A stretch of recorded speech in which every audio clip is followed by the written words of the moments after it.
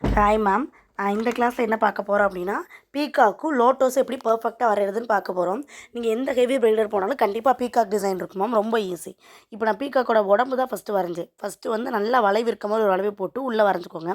நல்லா தெரிஞ்சுக்கோங்க ma'am, பீகாவோட head part வந்து ரவுண்டாக இருக்கக்கூடாது. நான் இப்போ போட்டுருக்க பாருங்க, ஓவல் ஷேப்பில் தான் இருக்கணும். அதே மாதிரி மூக்கு வந்து கீழே பார்த்துருக்க மாதிரி போடுங்க. அப்போ தான் வந்து அந்த மயில் வந்து கொஞ்சம் குனிஞ்சிருக்க மாதிரி தெரியும். அதோட ஹெட் பார்ட்லேருந்து கீழே வரையில் இருக்கிறோம்ல மேம், அங்கேருந்து இப்போ வந்து ஒரு தோகை வரைய போகிறேன். தோகை வந்து 2 டைப்பு வரையலாம் மேம். ஒன்று கீழே இல்லாட்டி மேலே. நீங்கள் எந்த இடத்துல வந்து வரையதா இருந்தாலும் அதை பாடி வந்து டச் பண்ணியிருக்கான்றதை பார்த்துக்கோங்க. இப்போ நான் மயிலோட உடம்புக்குள்ளே இருந்து அதை வரைஞ்சிருக்கேன். இதுக்கு முன்னாடி கிளாஸில் ஃபில்லிங்ஸ் கொடுத்தேன் மேம். அந்த ஃபில்லிங்ஸை வச்சு இதை ஃபுல் பண்ணிடணும். ஃபில்லிங்ஸ்னால் என்னது மேம்? ஹம்ஸு, லைனு அந்த மாதிரி போட்டு ஃபுல்லாக ஃபில் பண்ணணும். அதோட தோகையில் வந்து 2ஆக டிவைட் பண்ணிக்கோங்க. ஒரு பக்கம் வந்து நெகட்டிவ் ஃபில்லிங்ஸ் கொடுக்கலாம், ஒரு பக்கம் ஃபில்லிங்ஸ் கொடுக்கலாம். நெகட்டிவ் ஃபில்லிங்ஸ் தான் முன்னாடி கிளாஸில் அதுதான் சொன்னேன். அந்த கிளாஸை நல்லா ப்ராக்டிஸ் பண்ணிக்கோங்கன்னு சொல்லிட்டு. இன்னொரு தோகை நம்ம இந்த மாதிரி கொடுக்குறோம்ல மேம், இது மோஸ்ட்லி நம்ம அதுவாக யூஸ் பண்ண மாட்டோம். ஸோ நம்ம இதுக்கே போதும். நல்லா அந்த போட்டிருக்கேன் பாருங்க மேம். இந்த மாதிரி வளைவுகளாக தான் மூக்கு போடணும். மூக்கும் தலையும் போடணும் மயிலுக்கு. அந்த மாதிரி இப்படி பாதி வட்டம் இருக்குல்ல, அது மாதிரி போடக்கூடாது. இந்த மாதிரி நீட்டமாக போட்டால் தான் அழகாக இருக்கும் பார்க்குறதுக்கு. எப்போவுமே மயிலுக்கு வந்து பார்க்க அழகாக இருக்கும். நெக்ஸ்ட்டு வந்து அதோட உள்ளே பாருங்கள், ஹெட் பார்ட் போட்டிருக்கீங்களா, அதுக்குள்ளே இதே மாதிரி ஓவல் ஷேப்பில் ஒரு வளைவு வளைஞ்சு பாதி வந்து டிவைட் பண்ணிவிட்டு இதை ஃபுல்லாக ஃபில்லிங்ஸ் பண்ணிடணும். நம்ம வந்து திக் லைன் ஃபில் பண்ணுவோம்ல, அது மாதிரி ஃபில் பண்ணிவிட்டு நடுவில் கண்ணுக்கு வந்து ஒரு கோடு போட்டுட்டு நடுவில் ஒரே ஒரு புள்ளி. நீங்கள் எந்த இடத்துல மயில் வரைஞ்சாலும் இதான் ப்ராசஸ். இப்படி தான் வரையணுமா. கண்டிப்பாக நெட் பார்ட்டில் பாதி போட்டு அங்கே ஃபில்லிங்ஸ் கொடுத்துருக்கலான்றது செக் பண்ணிக்கோங்க. ஓகேங்களா? இதே மாதிரி தான் இந்த கிளாஸை வந்து நம்ம ஃபினிஷ் பண்ணுவோம். நெக்ஸ்ட்டு வந்து ஃபஸ்ட்டு வந்து பென்சிலை வரைஞ்சி பாருங்கள். எப்போவுமே அடுத்து மெகந்தியில் போடுறேன். ஃபஸ்ட்டு மயிலோட அந்த உடம்பு பாட்டில் இந்த சைடு நல்லா குழிவாக இருக்கணும். இப்போ வந்து மயில் இந்த பக்கம் பார்க்க மாதிரி போட போகிறேன். இப்போ மயிலோட ஹெட் பார்ட் இருக்குல்ல மேம், ஹெட் பார்ட் வரைஞ்சிட்டு தலை வந்து ஓவல் ஷேப்பாக இருக்க மாதிரி அப்படியே நிப்பாட்டிருங்க. நிப்பாட்டி பாதி கொண்டு வந்துட்டு இந்த பக்கம் இருந்து போய் கனெக்ட் பண்ணுங்கள் லெஃப்ட்டில் வரையும்போது. ஏன்னா இன்னும் கொஞ்சம் ஈஸியாக இருக்கும். நான் வந்து எப்படி வளைச்சி விட்ருக்கேன்றதை பார்த்துக்கோங்க மேம். அப்படி வளைவுகள் இருக்கணும். இதில் வந்து 2 தோகை போட்டு காமிக்கிறேன். ஒன்று இப்படி கீழே தோகை போடலாம் மேம். அப்படி இல்லை, கஸ்டமர் வந்து மேலே தோகை கேட்குறாங்க அப்படின்னா ஹெட் பார்ட்டுக்கு வந்து கீழே குனிஞ்சிருக்கிற மாதிரி மூக்கு போடுங்க. மேலே தோகை கேட்குறாங்கன்னா மே பார்ட் இருக்குல்ல மேம், அதுலேருந்து எடுத்து நம்ம தோகை போடலாம். நீங்கள் எந்த இடத்துலேருந்து போட்டாலும் மயிலுக்குள்ளே இருக்கான்றதை மட்டும் செக் பண்ணிக்கோங்க. இப்போ பாருங்களேன், அதே மாதிரி தான் ஒரு பீகாக் வரைய போகிறேன். ஃபஸ்ட்டு வந்து ஒரு வளைவு, அதுக்குள்ளே லேசாக வளைக்கணும். கீழே ஷார்ப் எஜஸ்லேருந்து அதை போய் நான் கனெக்ட் பண்ணிடுறேன். கனெக்ட் பண்ணிட்டு மேலே ஹெட் பார்ட் வரைய போகிறேன். ஹெட் பார்ட்டுக்கு ரொம்ப கீழேருந்து இல்லை, மேலேருந்து எடுத்து ஓவல் ஷேப்பில் வந்து ஒரு வளைவு போட்டுட்டு, ஓவலாக இருக்கணும் மேம் கண்டிப்பாக. ஓவல்னால் வட்டம் இல்லை, வட்டத்தையும் நீட்டி விட்டால் எப்படி இருக்கும், முட்டை எப்படி இருக்கும், முட்டை ஷேப் அப்படின்னு ஞாபகம் வச்சுக்கோங்க. அதுலேருந்து இழுத்துட்டு வந்து வளைவுகள் போட்டு இங்கே போய் ஜாயின் பண்ணும்போதும் அங்கே போய் ஜாயின் பண்ணல. எப்படி ஜாயின் பண்ணுறேன்னு பாருங்கள். வளைச்சிட்டு எக்ஸ்ட்ரா போட்டு அதுலேருந்து தான் ஜாயின் பண்ணுறேன்.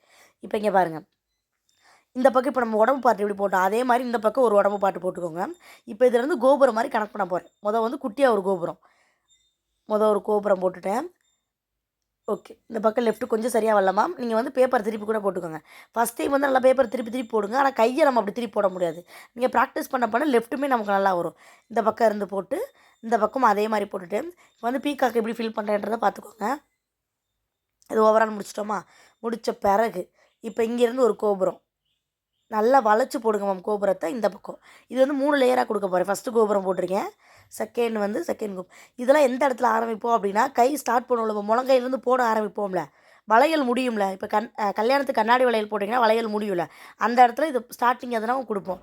உள்ளே 3 வளைவு, இதே மாதிரி 3 வளைவு போட்டு முடிச்சுட்டு ஓவரால் சுற்றி ஃபுல்லாக வந்து நான் ஹம்ஸ் கொடுக்க போகிறேன். அதை கொஞ்சம் எலாபரேட் பண்ணி காமிக்கிறதுக்காக ஃபுல்லாக ஹம்ஸ் போடுங்க. சென்டர்லேருந்து ஆரம்பிக்காதீங்க. இந்த சைடு ஃபுல்லாக போட்டுட்டு நடுவில் ஒரு ஹம்ஸ் போட்டு அந்த பக்கம் போடணும். நம்ம ஒரு சின்ன சின்ன விஷயத்தை கூட நீங்கள் நோட் பண்ணி போட்டால் தான் அழகாக இருக்கும். பாருங்களேன், நடுவில் ஒரு ஹம்ஸ் போட்டுட்டு இந்த பக்கம், அப்போ தான் அந்த நடுவில் இந்த பக்கம் அந்த பக்கம் நமக்கு தெரியும். ஓவரால் ஃபுல்லாக போட்டுக்கிறேன்.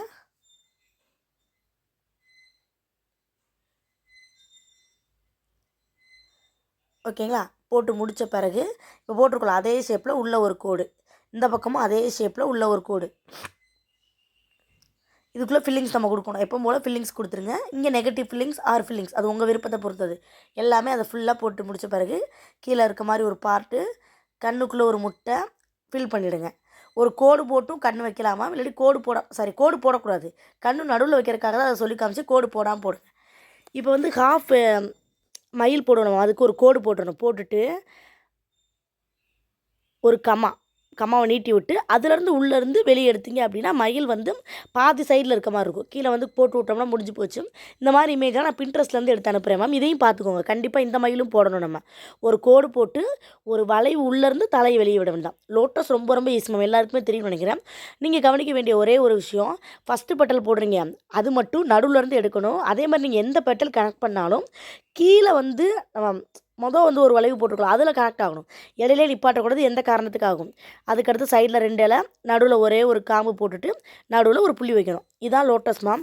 நிறைய இடத்துல லோட்டஸ் தான் போடுவோம், குட்டி குட்டியாக பெருசு பெருசாக. கோடில் போடுறேன் பாருங்களேன். நடுவில் போட்டேன்னா எங்கேருந்து ஆரம்பிச்சிருக்கேன்னு தெரியுங்களா? ஃபஸ்ட்டு இது மட்டும் ஃபஸ்ட்டு பட்டன் மட்டும் உள்ளேருந்து ஆரம்பிக்கணும். மற்றதெல்லாம் எப்பவும் போல அந்த கோட்டிலேருந்தே ஆரம்பிங்க. கண்டிப்பாக கீழே வந்து ஜாயின் பண்ணாமல் இடையிலே நிப்பாட்டாதீங்க. என்ன ரீசனுக்காகும்? மொத்தமாக 3 6 போடுறேன். கீழே வந்து ஒரு லைன் போட்டுட்டு ஸ்டெம் போட்டுட்டு ஒரு இலை நடுவில் ஒரு கோடு, ஒரு இலை நடுவில் ஒரு கோடு, நடுவில் ஒரு புள்ளி. இதுக்கும் நம்ம ஃபில்லிங்ஸ் கொடுக்கணும். அது எப்படி கொடுக்கணுன்றது இப்போ சொல்கிறேன். ஓவரால் எப்பவும் போல் திக்கு அவுட்லைன் கொடுத்தீங்க அப்படின்னா அந்த லோட்டஸ் வந்து நல்லா எடுத்து கொடுக்கும். அவுட்லைன் கொடுக்கும்போது எல்லா இடத்துலையுமே நல்லா அவுட்லைன் கொடுத்துருங்க. இப்போ உள்ளே வந்து ஷேட் பண்ணுறதுக்கு எப்படி பண்ணணும்னு பார்க்கலாம். ஷேடிங் வந்து இப்படி தான் இருக்கும். இப்படி உங்கள் கையை வந்து ரவுண்ட் ஷேப்பில் தான் கொண்டு போடணும்.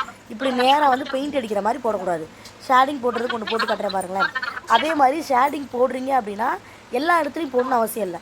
இப்போ தாமரைப்பூ எல்லா இடத்துலையும் ஒரே கலரில் இருக்காது மேம். எங்கெங்கே கொஞ்சம் டார்க்காக இருக்கும், லைட்டாக இருக்கும், அது மாதிரி தான் நம்ம போடணும். இப்போ நான் போட்டு காமிக்கிறேன் பாருங்களேன். அதே மாதிரி ஒரு லோட்டஸ் போடுங்க. நடுவில் அந்த மொட்டு போட்டுக்கிறேன்.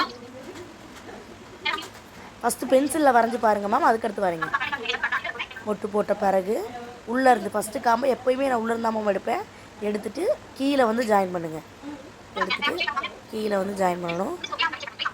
அடுத்தது அதுக்கடுத்து உங்களுக்கு தெரியுதா? முதல்ல வந்து முன்னாடி ஜாயின் பண்ணி அடுத்தது ஜாயின் பண்ணணும். அடுத்து இங்கேருந்து ஆரம்பித்து அதுக்கும் கீழே, இங்கேருந்து ஆரம்பித்து அதுக்கும் கீழே, அவ்வளோதான். நடுவில் வந்து ஸ்டெம் போட்டுடலாம். எப்பவும் போல் ஸ்டெம் போட்டேன். இங்கிட்ட 2 இலை போடணும். இங்கே இலை போடாமல் மயில் கூட போடலாம். இலை போட்டாலும் சரி, மயிலில் பாதி போட்டுடலாம், அது போட்டாலும் சரி. எங்கே இருக்கும் ஃபுல்லாக டார்க்கன் பண்ணிடுங்க. ஃபுல்லாக எந்த இடத்துல நம்ம அவுட்லைன் கொடுக்குறோமோ எல்லாமே இந்த டார்க் போடணும். காம்பை மட்டும் விட்டுறக்கூடாதுமா. ஃபுல்லாக ஷார்ப்பாக வந்து பண்ணி முடித்த பிறகு நடுவில் ஒரு புள்ளி வச்சுட்டு எப்படி ஷேட் பண்ணுறேன்னு பாருங்கள். அந்த இடத்துல சும்மா கொஞ்சம், இங்கிட்டு கொஞ்சம், ரொம்ப எல்லா இடத்துலையும் பர்ஃபெக்டாக போடணும் அவசியம் இல்லை. ஒரே மாதிரி போடணுன்ற அவசியமும் கிடையாது. நீங்கள் சும்மா அங்கங்கே ஃபில்லிங்ஸ் பண்ணியிருக்கணும், அவ்வளோதான் போதும். இது மாதிரி தான் நம்ம போர்ட்ரேட் இமேஜ் தான் ஃபில்லிங் பண்ணுவோம். ஸோ ஃபில்லிங் ரொம்ப இம்பார்ட்டன்ட். இதே மாதிரி ஒரு பீகாக் லோட்டஸ் எனக்கு ப்ராக்டிஸ் பண்ணி ஃபோட்டோ அனுப்புங்க. பாய்.